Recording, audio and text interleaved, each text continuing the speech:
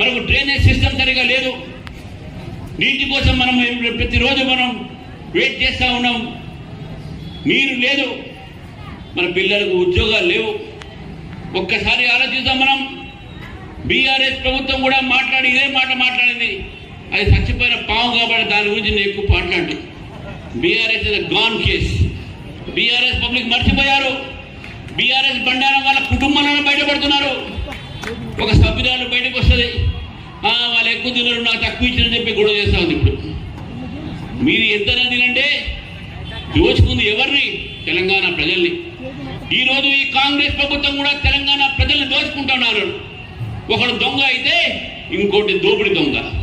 ఈ దోపిడీ దొంగ గతంలో రాహు కేతులాగానే రేవంత్ రెడ్డి రాష్ట్రానికి రాహు అయితే కేసీఆర్ గారు కేతు. ఈ రాహు కేతు నుంచి మనం బయటపడాలి.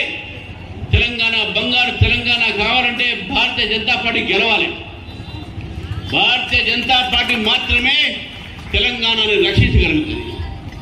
భారతీయ జనతా పార్టీ మాత్రమే యువతకు రక్షణ కలిగిస్తుంది. భారతీయ జనతా పార్టీ మాత్రమే స్త్రీలకు రక్షణ కలిగిస్తుంది. భారతీయ జనతా పార్టీ మాత్రమే వ్యాపారస్తులకు రక్షణ కల్పిస్తుంది.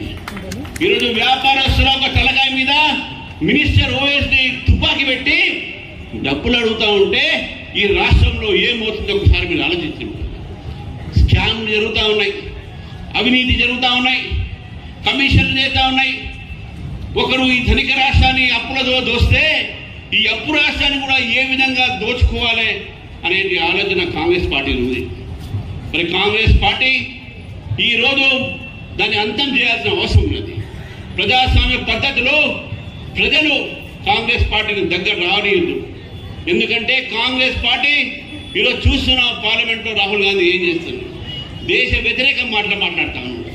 ఇతను కూడా దేశ వ్యతిరేకంగా మాట్లాడుతూ ఉన్నాడు. పాకిస్తాన్ని భారత్కు లాత్మారని ఇటువంటి మాటలు మాట్లాడితే రేపు తెలంగాణకు పబ్లిక్ తుమ్కో లాత్ మారేగా అని చెప్పి కూడా చెప్తాను మిత్రులారండి. ఆ సమయం దగ్గర వచ్చింది. ఈ యొక్క తెలంగాణ ప్రజలు చూస్తూ ఉన్నారు. వాళ్ళ పిల్లల భవిష్యత్తుతో మీరు ఆడుకుంటున్నారు. ఫీ రీఇంబర్స్మెంట్ మీరు ఇవ్వలేదు. ఉద్యోగాలు ఇస్తా అని చెప్పి ఉద్యోగాలు ఇవ్వట్లేదు. జాబ్ క్యాలెండర్ ప్రకటించి జాబ్ క్యాలెండర్ చేయట్లేదు.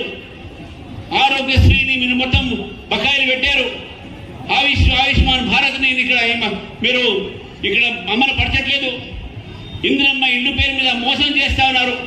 ప్రధానమంత్రి ఆవాస్ యోజన కింద మీకు ఇల్లు రాకుండా చేస్తా ఉన్నారు వాళ్ళు అవన్నీ ఉంటే. కాబట్టి